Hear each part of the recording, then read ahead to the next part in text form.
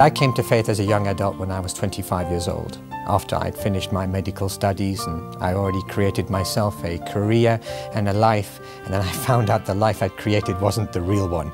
About a year after we were born again, me and my wife, I resigned from my medical field, my medical professional, and went on the street to evangelize door to door. Every morning, before we would go out, the group of us, we would meet in the church and we'd put on some preaching videos to encourage us before we went out. And it was Kenneth Copeland.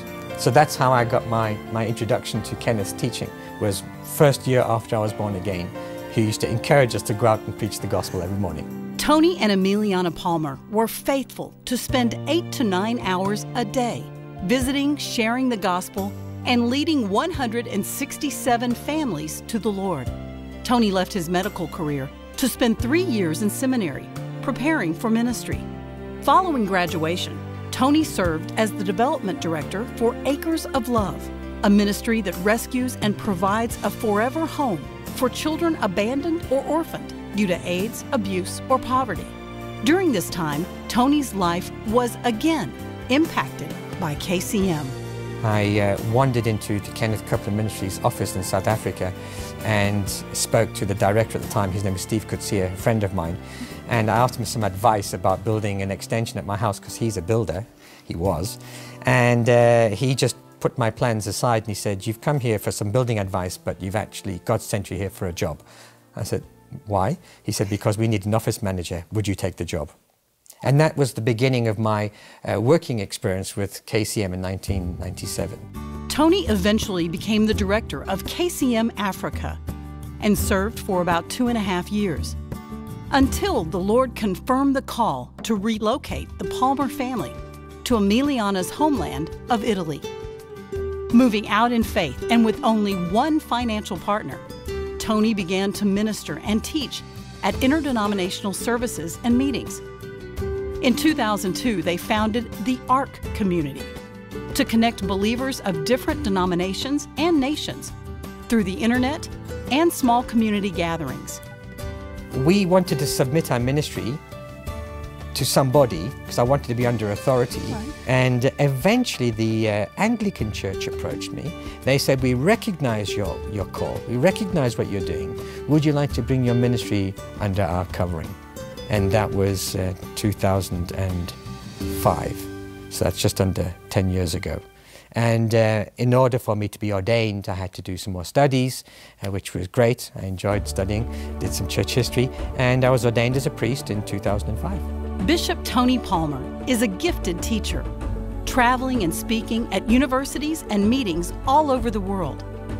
In 2008, during his work with the Charismatic Catholic Renewal, Tony developed a covenant relationship with the Archbishop of Argentina, who he called Father Mario. This friendship has matured and continues today with the man now known around the world as Pope Francis. God has raised me up and has put me in relationship with different people that I can hold a very close relationship with. Kenneth and Gloria, they are my spiritual parents. At the same time, Pope Francis is one of my spiritual fathers as well, and I love them equally, yet they're completely different relationships, and I'm completely genuine to myself. That's something really, really special the Lord has blessed us with tonight, and somebody I want to introduce to you. So would you welcome Tony Palmer to this platform? Bishop, thank you, sir. Bless you. Yes, sir. I got a call, an email actually, from Rome saying, "Tony, we've seen your ministry and we'd like you to share your ministry with the Roman Catholic Charismatic Renewal. Would you be willing to come to Italy?" And there was a clause, "You must be self-funded." And Kenneth and Gloria were the first and the only who said, "Yes, we'll partner with you." And it hasn't stopped since. And tonight is a culmination of what's happened in the last 10 years. And we have a very special message. Dear brothers and sisters, excuse me because I speak in Italian. Lui mi ha detto del vostro compagno, del vostro raduno. E avanti, siamo fratelli, ci diamo spiritualmente questo abbraccio. I'm telling you right now, heaven is thrilled over this. I was there with Pope Francis taking a video because the Kenneth Copeland partners were the ones who supported our ministry to do this. You see, Kenneth Copeland represents many, many millions, thousands of leaders and millions of Christians. Pope Francis, he represents 1.2 billion Christians, 3 times, maybe 4 times the population of America. These two men are important. And so I believe that my calling, my divine calling, is to be a bridge between important people so that they can make the connections.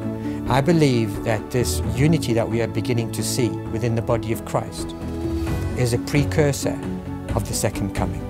If we look at Jesus, he said, the world will not believe until you are one. So when we become one, the world will start to believe and he can return.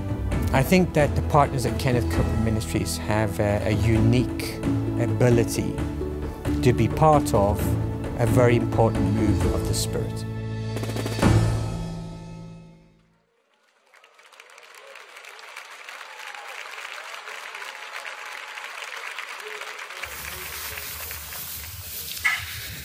Dear brothers and sisters,